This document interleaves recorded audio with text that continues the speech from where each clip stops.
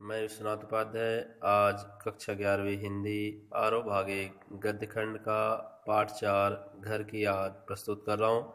घर की याद जिसके लेखक हैं भवानी प्रसाद मिश्र।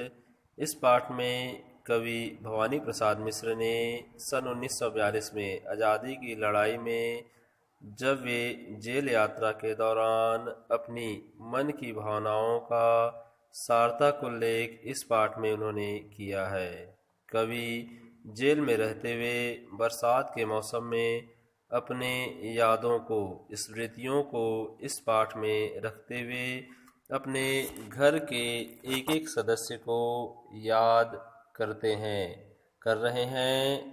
कवि इस पाठ के आरंभ में बताते हैं कि जब वे जेल में हैं, कारावास में थे, बरसात का मौसम था।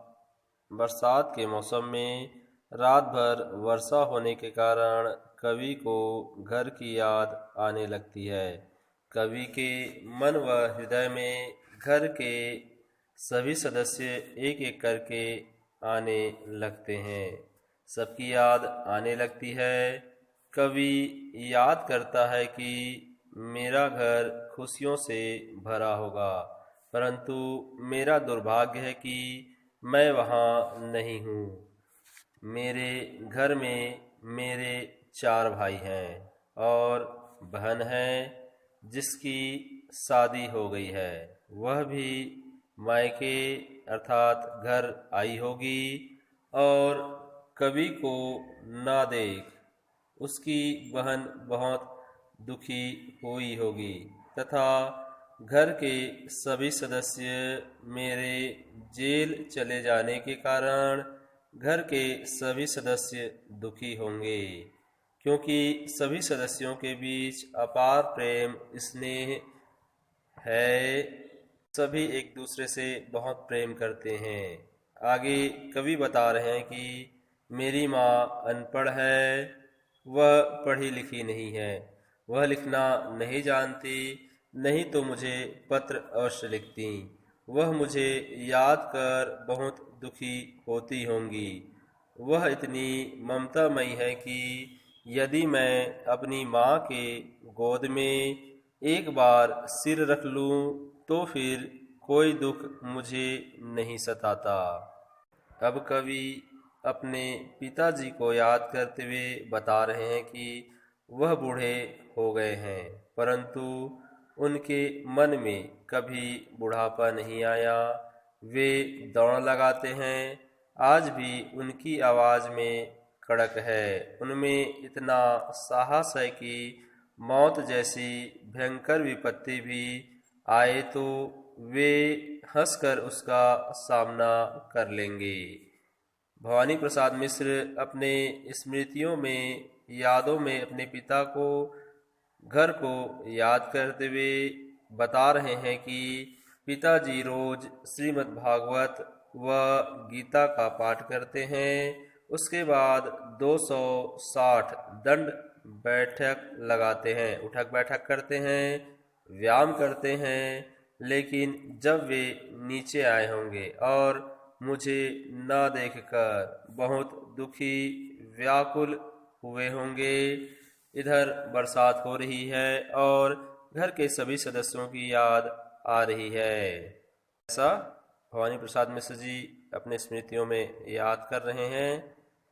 आगे मिश्र जी अपने पिता को याद करके भाव विभोर हो उठते हैं और कहते हैं, 4 भाई तथा 4 बहनों को देखकर पिताजी प्रसन्न हो रहे होंगे, लेकिन मुझ जैसे अभागे को ना देख रो पड़े होंगे, रो रहे होंगे।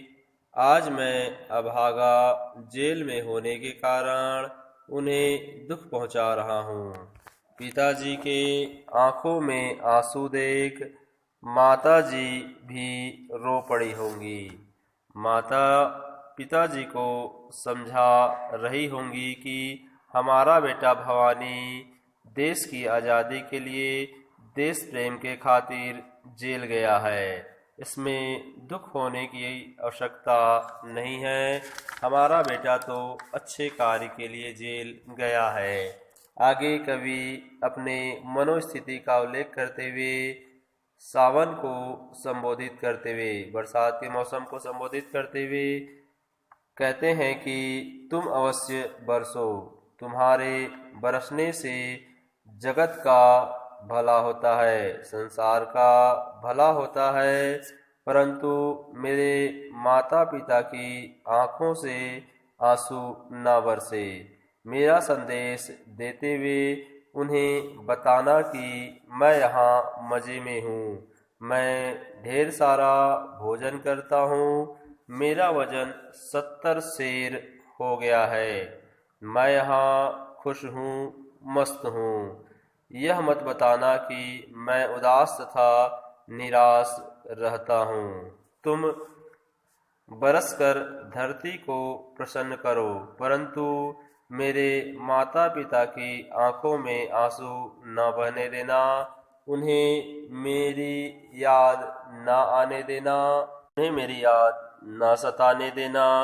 इस प्रकार कवि भवानी प्रसाद मिश्र बरसात के मौसम में अपने घर को याद कर, अपने परिजनों, बहनों, भाइयों, माता पिता की यादों को याद कर स्मृतियों में खोया रहता है। और एक सार्थक और मार्मिक याद इस कविता का मूल संवेदना प्रस्तुत किया है। तो यह थी पाठ घर की याद। आशा है आप सबको समझ में आई होगी। धन्यवाद। आप सबको यह पाठ अगर समझ में आई है तो लाइक और सब्सक्राइब अवश्य करें। धन्यवाद। इस प्रकार से प्रश्न परीक्षा में पूछे जाते हैं। पिता के व्यक्तित्व की किन विशेषताओं को उकेरा गया है? उत्तर होगा कवि भवानी प्रसाद मिश्र ने पिता की निम्नलिखित विशेषताओं को उकेरा है। पहला, कवि के पिता स्वस्थ एवं बलिष्ठ व्यक्ति थे। दूसरा, वे नित्य व्यायाम करते थे। तीसरा, वे नित्य 260 दंड बैठक अर्थात उठक बैठक करते थे। वे हंसमुख स्वभाव के थे। अगला, वे धार्मिक प्रवृत्ति के थे, रोज गीता पाठ करते थे। अगला, वे निडर और साहसी थे। अगला, उन्हें कार्य करने की गति बहुत तीव्र थी। अगला, उनकी वाणी में बाधा सी गर्जना थी। अगला, वे पक्के देशभक्त और बहादुर थे आदि। इस प्रकार की विशेषताएं आप अपने आंसर पे लिख सकते हैं। अगला प्रश्न, मायके के आई बहन के लिए कवि ने घर को परिताप का घर क्यों कहा है?